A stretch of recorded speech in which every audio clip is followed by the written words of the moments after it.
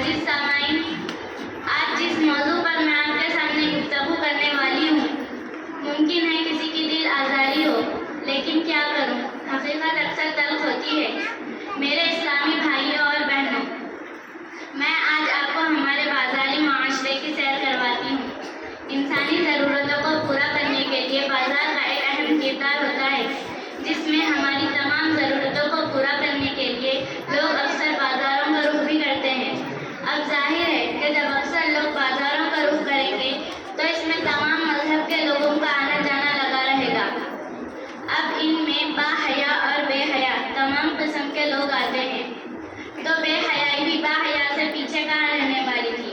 اور انسانوں کا مزاج نفس یہ ہے کہ برائی کو فروغ جلدی دیتا ہے، اور دوسرے بے حیائی و عریانیت کے دلدادہ لوگوں کی تعداد تو بہت زیادہ ہے، جس کی وجہ سے بازاروں میں نیو فیشن کے نام پر آئے دن نئے نئے نخرے مارکیٹ میں اپنا وجود بڑھا رہے ہیں۔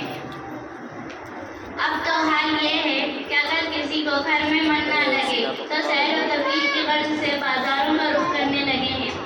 گھر واپس ہونے تک گناہوں کا بوجھ اپنے ساتھ لے کر آتے ہیں، اور دنیا کی بڑھتی ہوئی ترقی کو دیکھ کر لچائی ہوئی نگاہوں سے اپنی زندگی میں نہ ہونے والے جھوٹے خواب سجا کے آتے ہیں۔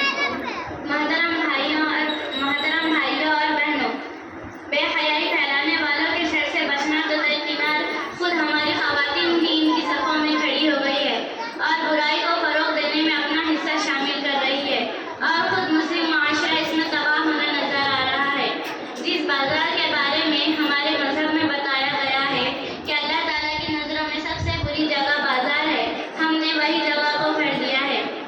اب تو حال اتنا برا ہو گیا ہے بازاروں کا کہ اگر اللہ تعالیٰ عذاب بھی بھیجنے کا ارادہ کرے تو بازار اس کے عین حقدار ہے۔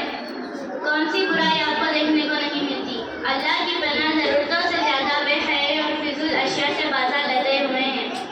آپ کے پاس اگر پیسے نہ بھی ہو تو بازار کی زیب و زینت اور فیشن کی چمک دھمک کو دیکھ کر دل کے ارمان جاگنے لگتے ہیں کہ کاش ہم یہ خرید لیتے، کاش ہم وہ خرید لیتے۔ بازار میں کوئی ایسی چیز نہیں جسے ہم خریدنا نہیں چاہتے۔ آخر یہ سب ہمارے ذہنوں میں کیوں بھر گیا ہے؟ کیوں ہم یہ سمجھ نہیں پا رہے ہیں کہ یہ سب ہمیں دین سے دور اور آخرت کی فکروں سے دور کرنے والی ہے؟ تاریخ کے اوراق ہمیں ہمارے اسلاف کا جو نمونہ دکھاتے ہیں، ہماری زندگیاں ان سب سے کوساں دور ہے۔ ہماری زندگیاں ان سب سے کوساں دور ہے۔ میری بہنوں، کیا یہ صحیح نہیں ہے کہ ماضی کی خواتین ہم سے زیادہ باحیا ہوا کرتی تھی؟ ان کے قیام کی جگہ اپنے مکان اور ہمارے تفریحی جگہ بازار ہو گئے ہیں۔ کیوں ہم نے بازار کو اپنے دل کی تسکین بنایا ہوا ہے؟ کیوں ہم نے اپنے حیا کی چادر کو بازار کی تفریحی چادر بنایا ہوا ہے؟ کیوں ہم نے بائکوں پر سفر کرنے کو اپنی پسند بنایا ہوا ہے؟ کیوں ہم نے سڑکوں پر کھڑی ہو کر پانی پوری اور سموسے کھانے کی غیر شریفانہ عادت بنائی ہوئی ہے؟ کیوں ہم نے ایک سے زائد دھوکے کو اپنے لیے ضروری بنایا ہوا ہے؟ کیوں ہم نے میک اپ سیلونز کے چکر کو اپنے لیے ضروری بنایا ہوا ہے؟ کیوں ہم بلا ضرورت بازاروں میں ڈی مارٹ اور شاپنگ مالز کے چکر کاٹتی رہتی ہے؟ میری بہنوں، بازاروں میں کوئی نئی چیز آتی ہے، وہ صرف ایک مہینے میں پرانی ہو جاتی ہے۔ کیوں؟ کیونکہ ہم اسے استعمال کر کے پرانا بنا دیتے ہیں۔ دکاندار سے زیادہ ہم خواتین کو اس کی فکر لگی رہتی ہے کہ کون سی چیز بازار میں نئی آئی ہے۔ فلمیں اور سیریل میں جو لباس نظر آ جائے بس وہ ہمیں چاہیے۔ اپنی سہیلیوں سے ایک معاملہ میں رابطہ اتنا مضبوط ہوتا ہے جس کی کوئی حد نہیں۔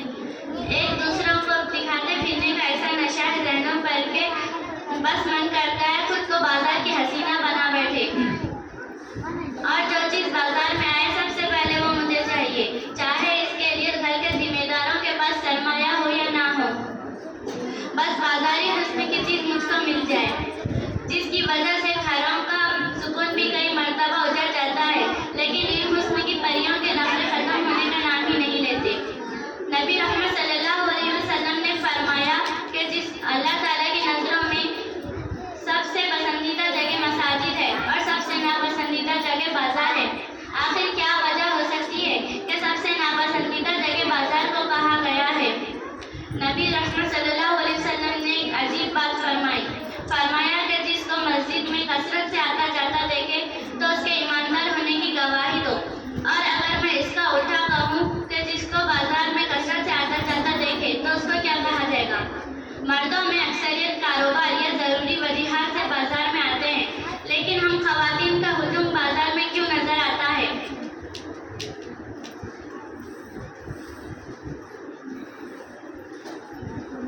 اسی بات پر اپنی تقریر ختم کرتی ہوں. آخر دعوانا